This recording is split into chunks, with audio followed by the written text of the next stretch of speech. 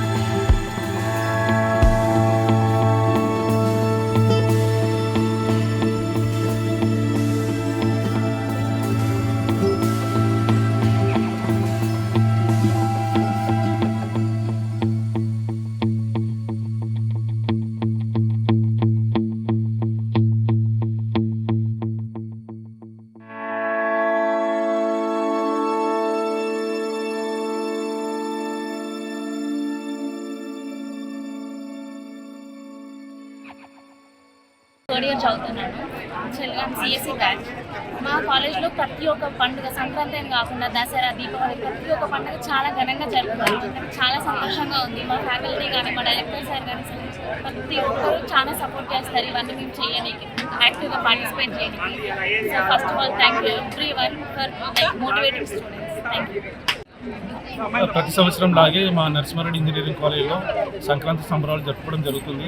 విద్యార్థులు, ఉపాధ్యాయులు అందరూ కూడా సాంప్రదాయ దుస్తులు ధరించుకొని ఒకరికి మించి ఒకరు, ప్రతి డిపార్ట్మెంట్ వాళ్ళు పోటాపోటీగా ఒకరికి మించి ఒకరు ఉత్సాహం జరుపుకోవడం జరుగుతుంది మా ఈ కాలేజీలో. ఈ సంక్రాంతి సంబరాలే కాకుండా దసరా, దీపావళి, రంజాన్, క్రిస్మస్ లాంటి అన్ని కార్యక్రమాలు జరుపుతాం మేము. దీని ద్వారా ఈ సాంప్రదాయాలను మర్చిపోకుండా భావితరాలకు ఇది తీసుకెళ్లాలనే ఒక సదుద్దేశంతో మా విద్యార్థులతో ప్రతి పండుగను కూడా సెలబ్రేట్ చేసుకోవడం జరుగుతుంది.